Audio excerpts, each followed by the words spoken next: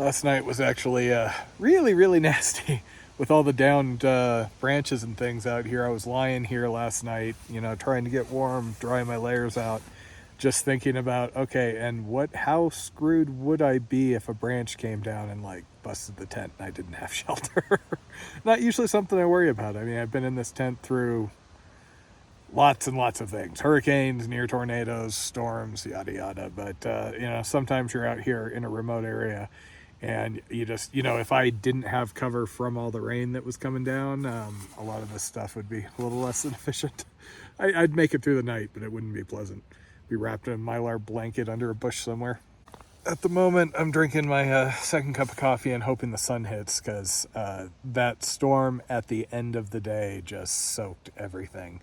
It was yet another one of those storm fronts where the storm just shot down the canyon and I went, oh, hey, it's going to, and then I was soaked. Which is a shame, because there was that morning rainstorm that was bad enough that I was debating like pulling over and stopping, and then I was able to dry everything out in the middle of the day. And the worst is having to set up in heavy rain, and that was kind of my only option here because it just would not stop. I don't know what time the rain finally died off. Oh, I am very glad to see some sunshine. I've also been hearing gunshots, dogs, and what sure sounded like an animal in distress, so I guess it's musket season, and they must be hunting those elk I saw last night. Last night I was obviously more concerned with protection and coverage than having a sunny spot in the morning, but it has made it hard to attempt to dry anything out this morning, especially because every time I get a little bit of sun like this, it'll generally start blowing snow on me from somewhere. So setting this up in the hard rain / sleet / snow was not ideal. I do own tents that say that you can pitch them in the rain by basically doing the fly first, then the inside. Honestly, this one pitches so fast, I like this one better than all those. Generally, when I need to pitch it in those circumstances, it's also like really cold and windy and I need to do it in a hurry, and this one is just dirt simple to set up. So I can get the poles set up, pull out the inside, pitch that really quick, and then throw the top over and hook it, because it has hooks on the rain fly on the front to connect it.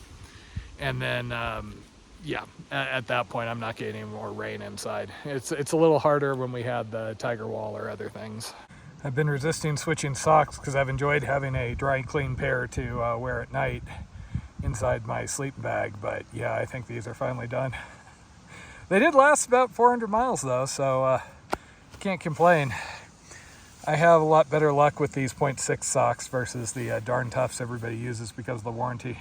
Interestingly enough, there are other socks which have a replacement warranty like Darn Tough. Darn Tough is just kind of like Hyperlight Mountain Gear in that their product may not be the best, but they have just mastered marketing within the hiking space. Feels like the Cochetopa morning, except I haven't actually been able to dry everything out. Damn it. This was a couple hundred feet away from me. Should have come up here probably.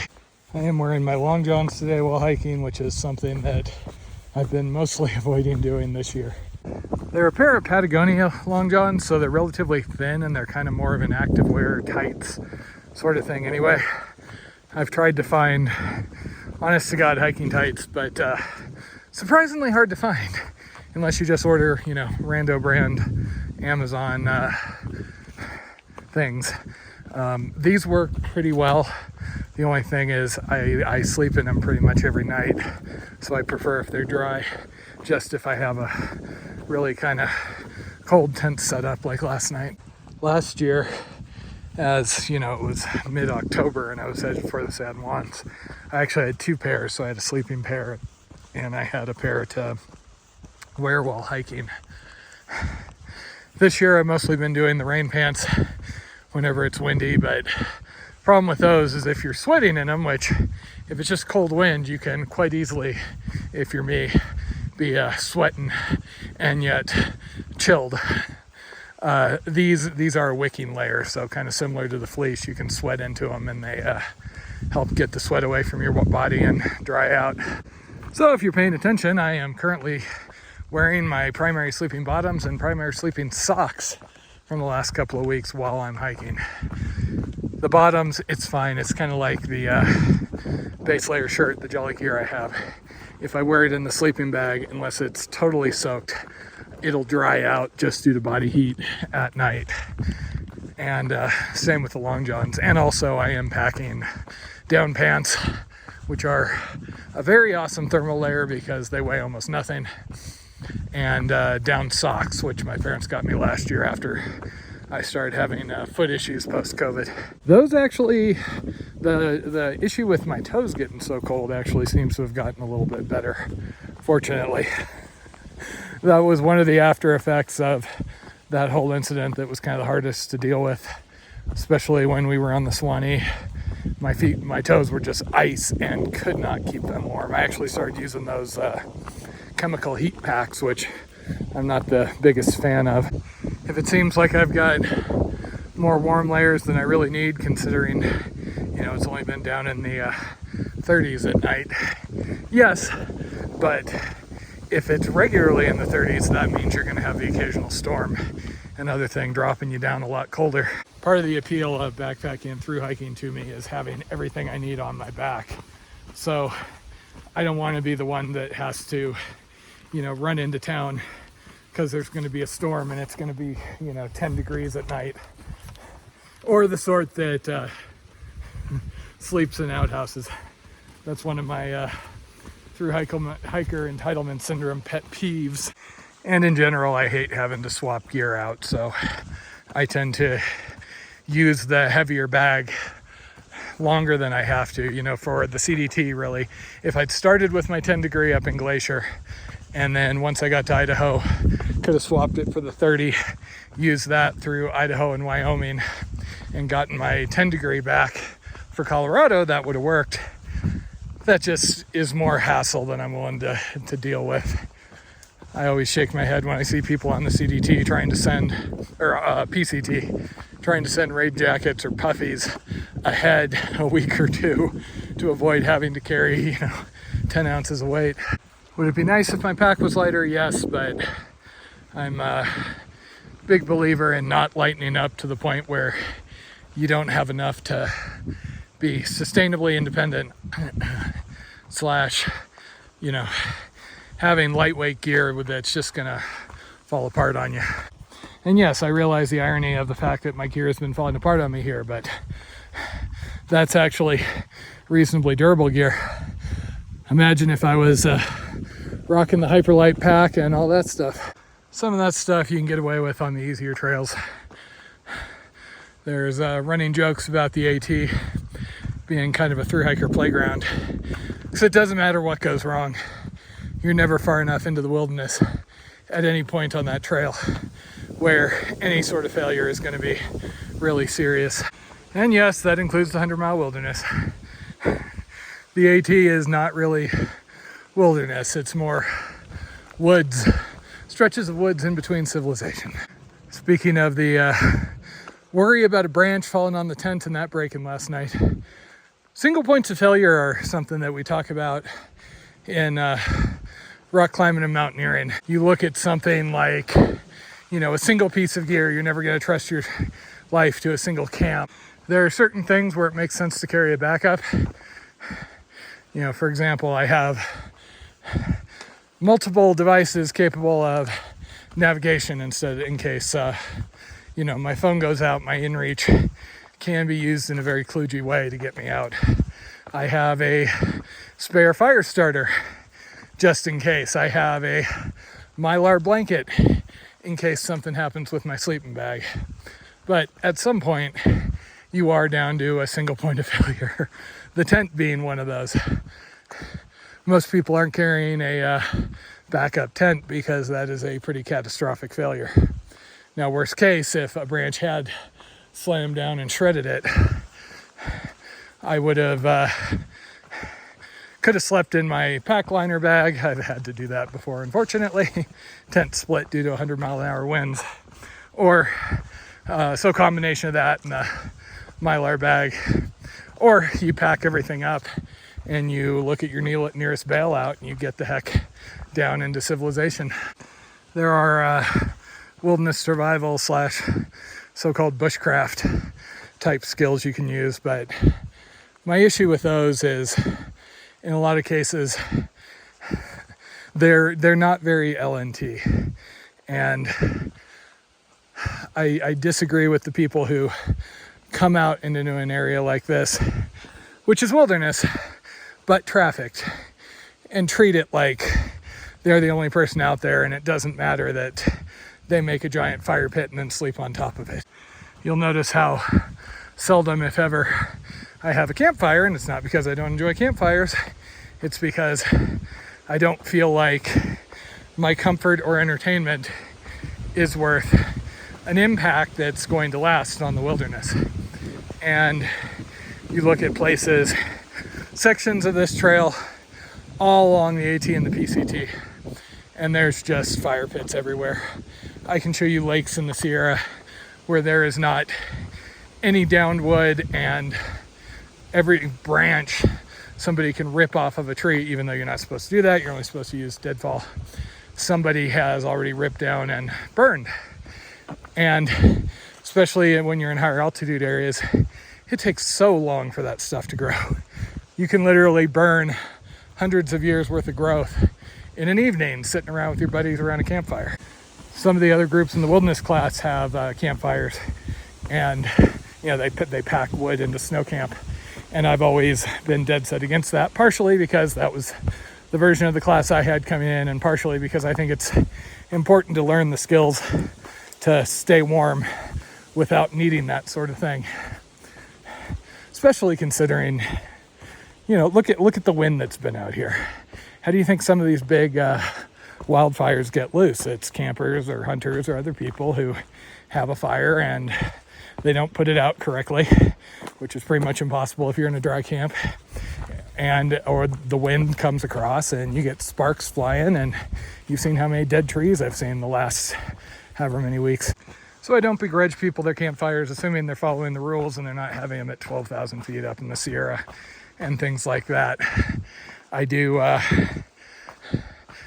really frown upon people who are doing things like, bringing hatchets and hacking away at trees to try and get branches rather than using deadfall and things like that. Obviously, if it's an emergency, I'm gonna build a fire, do whatever has to be done. But that is a kind of last stage emergency. When we analyze accidents, there's a periodical published every year called Accidents in North American Mountaineering that's really interesting. I also follow a few that analyze scuba accidents. It's usually not that one,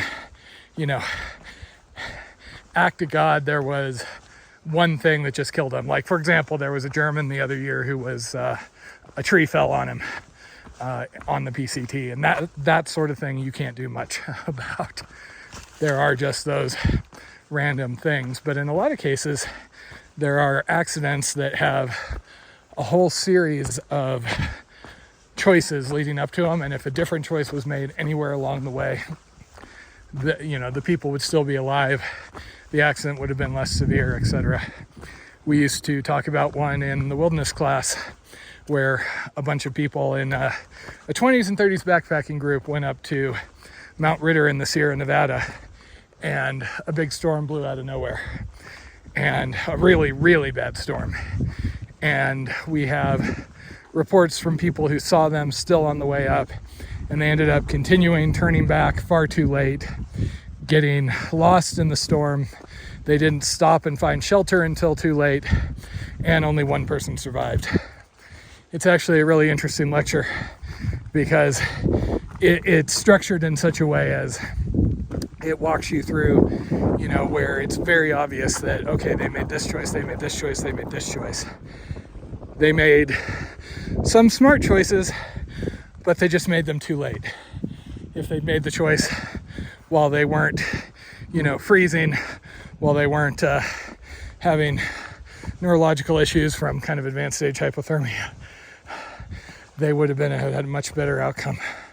The insidious ones to me are cold and altitude, where there are neurological effects, because I've had to intervene with students and participants over the years where they just completely go out of their head due to those two factors. And if you left them alone, they spiral, and all of a sudden you have a serious issue. Me being a solo person, I have a tendency to treat that stuff a little more seriously, particularly the cold. And if it starts getting to the point where I'm feeling the effects, I stop and I put up my tent, because obviously there's not another person to realize I've got the stumbles, the mumbles, and the fumbles, and I'm not taking care of myself. I did actually have a mild case of hypothermia a couple of years ago, and it was doing Buckskin Gulch with Jen, and we had to wade through some water, and it was really cold, and Jen tends to be more affected by the cold, smaller body mass, etc., etc. So I tried to be the hero and ferry our stuff back and forth so she didn't have to spend as much time in the water. And since my groin was in the water, that's one of those spots that you can bleed heat out quite quickly. And it was kind of scary how seriously that affected me. We had to pull over not long afterwards and get me into a sleeping bag, get me into her sleeping bag. And I distinctly remember the sensation of feeling like I was kind of shedding cold into the bag. It took hours and hours to warm up. I am always a little bit wary of talking about stuff like this with any level, like I have any level of experience or expertise. So it seems like that's just asking the universe to kill you in an ironic way. It was so damn cold and wet, I had 3 cups of coffee this morning, which, combined with the fact I haven't seen anybody in 2+ days, is why I'm a little more chatty this morning. Tropical Tom's gonna be so damn happy when he sees this video.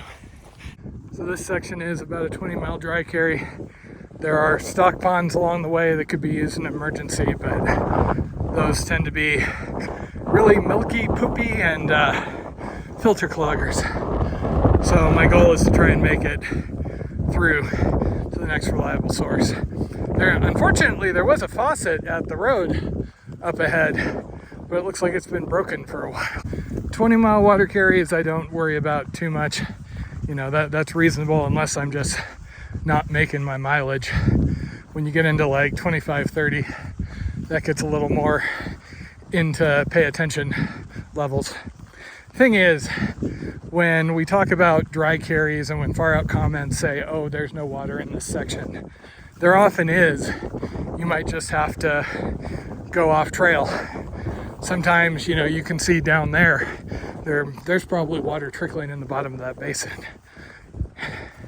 Sometimes you can see, you know, lakes, and yeah, it might be 500 feet down, but it is a water source, and 500 feet in the grand scheme of things out here ain't much. I'm really starting to get afraid this brutal wind is just going to be with me the entire way down to the border. Which, it's not going to stop me, but that's going to make for a long month and a half or so. That's actually not even that bad as far as stock tanks. It doesn't look milky.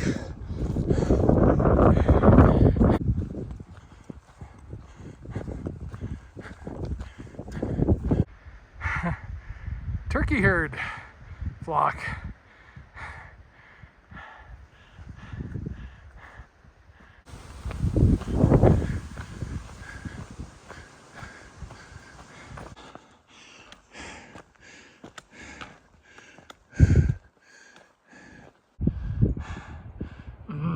Cow water.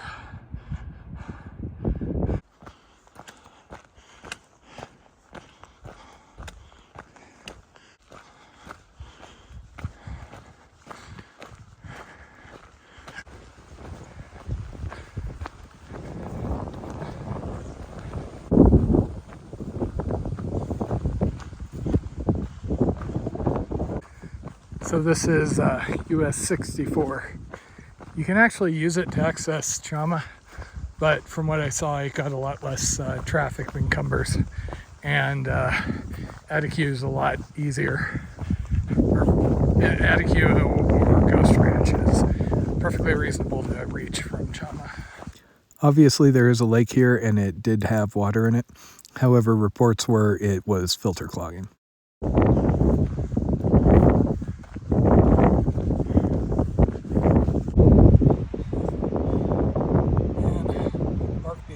bad enough.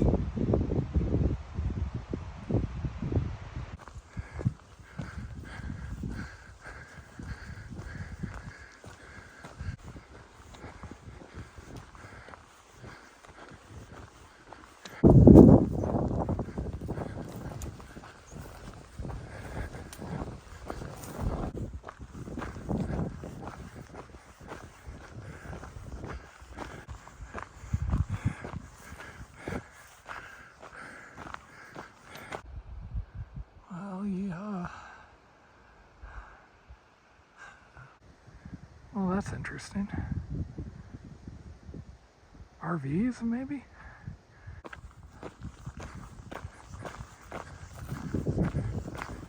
I should have some actual flowing water here in another mile or two.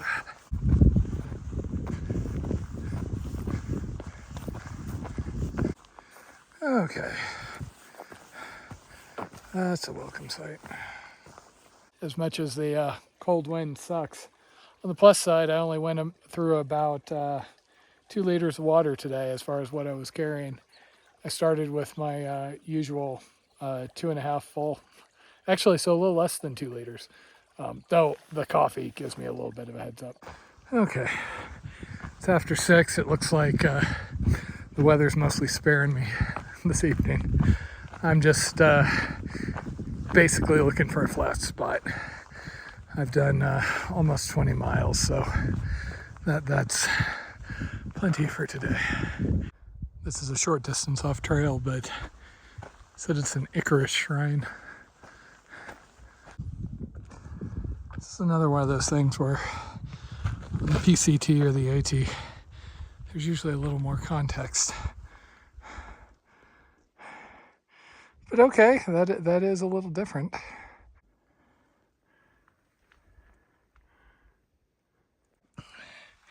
Here's the other side of the statue. No idea.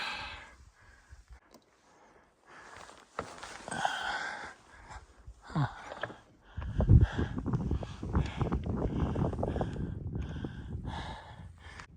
There's obviously something around here. Some sort of a guest ranch, I guess. Well, I guess that was worth the 0.2 miles, whatever that was. And of course, there are far out comments where people took the shortcut through private property because, of course, there is. The things people won't do to avoid just a little bit of hiking. Okay, 6:50. It's getting dark. I ended up coming about a couple hundred feet, maybe a quarter of a mile off trail. Found a nice private spot that doesn't look like I'm gonna have any trees dropping on me. The good news is I seem to be outrunning the extent of the beetle kill now that I'm down here in New Mexico, not Oregon. 20 miles today, which is decent even with the late start. Everything is still kind of damp from this morning. So it'll be nice to hopefully dry everything out. It's also glorious not to be sitting here listening to the sound of wind. Hopefully that sticks around for a while. As nice as it was to not go through, 6 liters of water like I did in the spring in New Mexico, I'm really, really tired of the cold wind. Home sweet home. I actually haven't seen a single person since leaving Cumbers Pass. I did see a couple of campers that were probably hunters, and I could hear gunfire this morning, so I know there's people around. And there should be, well, I don't know how fast people are moving. There should be people ahead of me and people behind me. The first of those alternates does start in the next day or two. There's basically a side trail that goes to a place called Ghost Ranch. I had heard some things about hikers kind of overstaying their welcome, and I don't like contributing to that, so I'm going to go into Abiquiu instead. And hey, Abiquiu actually has a really hiker-friendly resort called Goldie's, apparently. It's a little on the rustic side, but that's fine. Probably be there. I've got about 40 miles, so most likely it'll be in 2 days. I've got plenty of food. I can go in early. I'm about due for laundry and all those things, but we'll see. It is nice that the terrain has kind of evened out. This has been, I'm still having to work, obviously, but things are just kind of rolling a little better. The reason I really can't wait for Goldies, though, is there's a resupply box waiting for me. There are new shoes, new gaiters, and a new battery. So all the things are going to get better. Of those, the resupply box is the really cool one because I finally will have rice and beans again. I've been making do on the north sides because that was what was available and cheap and everything, but I really burned out on those hard during that 10-month hike out east. So the resupply box will actually have extra beans. So even after the next resupply, I'll still have a couple of days. They're a lot hardier. They're a lot healthier. They are easier to choke down. Also, would you believe I'm at 8,900 feet? New Mexico. The only good thing about this is I still have Tillamook.